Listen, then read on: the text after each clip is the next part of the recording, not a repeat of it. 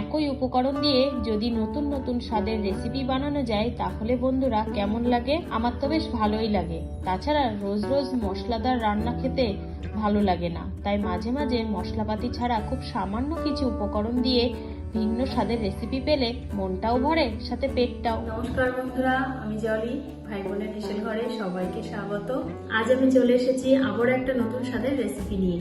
আজ বানাবো ধনিয়া ফিশ। আমি এখানে 4 পিস রুই মাছ নিয়েছি আর নিয়েছি 6টা কাঁচা লঙ্কা। 4 পিস মাছের জন্য আমি এখানে 6টা কাঁচা লঙ্কা নিয়েছি। আপনারা চাইলে ঝালটা কম বেশি করতে পারেন। ধনিয়া ফিশ রেসিপিটায় আর যে বিশেষ উপকরণটি লাগছে সেটা হচ্ছে ধনেপাতা। এখানে আমি 2 আঁটি ধনেপাতা নিয়েছি। ধনেপাতাটা একটু বেশিই লাগবে। এখন মাছগুলো আমি ম্যারিনেট করে নেব। তার জন্য দিয়ে দিলাম 1/2 চামচ লবণ, 1/2 চামচ হলুদ গুঁড়ো, 1 চামচ সর্ষের তেল।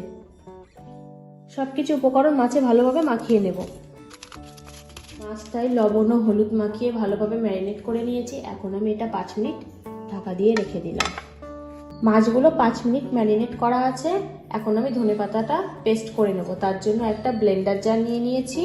এবার এর মধ্যে ধনেপাতাগুলো দিয়ে দেব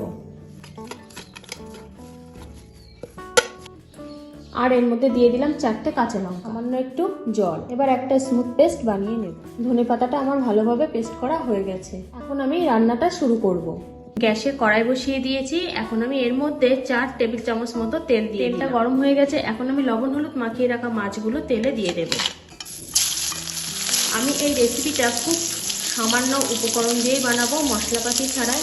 যারা মশলাপাতি খেতে খুব একটা পছন্দ করেন না তাদের জন্য এই রেসিপিটা একদমই পারফেক্ট। ভিডিওটিকেও স্কিপ করবেন না, পুরো ভিডিওটি দেখার জন্য অনুরোধ রইল। যে সকল বন্ধুরা আজ প্রথম আমার এই রেসিপিটা দেখছেন তারা অবশ্যই আমার ইউটিউব চ্যানেলটাকে সাবস্ক্রাইব করে দেবেন, পাশে থাকা বেল আইকনটি প্রেস করে দেবেন। আর যে সকল বন্ধুরা ফেসবুক থেকে দেখছেন তারা আমার ফেসবুক পেজটিকে ফলো করে দেবেন। মাছগুলোর 1 পিঠ ভাজা হয়ে গেছে। এখন আমি এগুলো আস্তে আস্তে উল্টে দেব। মাছগুলো সব বাদামি করে ভাজা হয়ে গেছে। এখন আমি এগুলো তেল থেকে তুলে নেব। এখানে আমি একটা মিক্সিং বোল নিয়ে নিলাম। এর মধ্যে এবার ধনেপাতা এবং লঙ্কা পেস্ট দিয়ে দিলাম। এবার এই ধনেপাতা লঙ্কা পেস্টের মধ্যে ভেজে রাখা মাছগুলো দিয়ে দিলাম। মাছগুলোতে ভালোভাবে ধনেপাতা পেস্ট মাখিয়ে নেব। ধনেপাতা পেস্টটা ভালোভাবে মাখিয়ে আমি এবার এর থেকে তুলে নিলাম। বাকি মাছ দুটো ঠিক একইভাবে মাখিয়ে নেব। মাছগুলোতে ধনেপাতা পেস্ট ভালোভাবে মাখানো হয়ে গেছে। এখন আমি রান্নার পরের ধাপে চলি। তেলটা গরম হয়ে গেছে। এখন আমি এই তেলের মধ্যে 1/2 চামচ কালো জিরে আর 2টো শুকনো লঙ্কা ফোড়ন দিয়ে দিলাম। ফোড়নটা তেলের সাথে একটু নাড়াচাড়া করে নেব। আমি এর মধ্যে ধনেপাতা পেস্ট মাখিয়ে রাখা মাছগুলো দিয়ে দেব।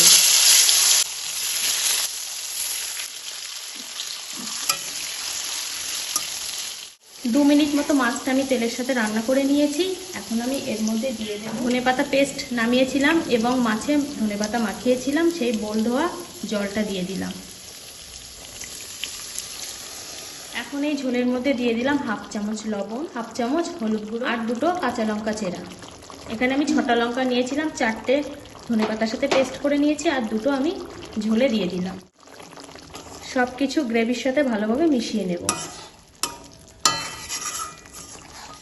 এখন আমি 5 থেকে 7 মিনিট এটা রান্না করে নেব। ঢাকা দিয়ে দিলাম গ্যাসটাকে মিডিয়ামে রেখে। 5 মিনিট রান্না করে নেওয়ার পর আমি এবার ঢাকাটা খুলে দিই। গ্রেভিটা শুকিয়ে গেছে। এখন আমি উপর থেকে একটু গরম মশলা ছড়িয়ে দিলাম। গরম মশলাটাও মিশিয়ে নেব এর সাথে।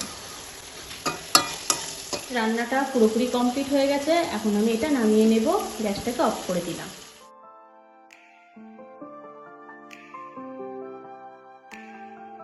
রেডি হয়ে গেছে আজকের রেসিপি ধনিয়া ফিশ। মশলাপাতি ছাড়া বেশ মাখা মাখা একটা রেসিপি, খেতে কিন্তু অসাধারণ। আপনারাও বাড়িতে এইভাবে একবার ট্রাই করবেন এবং কেমন লাগলো অবশ্যই কমেন্ট করে জানাবেন। তাহলে বন্ধুরা আজকের ভিডিওটি এই পর্যন্ত। যে সকল নতুন বন্ধু আমার নতুন ইউটিউব চ্যানেল থেকে দেখছেন তারা অবশ্যই চ্যানেলটিকে সাবস্ক্রাইব করে দেবেন। যে সকল বন্ধুরা ফেসবুক থেকে দেখছেন তারা অবশ্যই পেজটিকে ফলো করে দেবেন।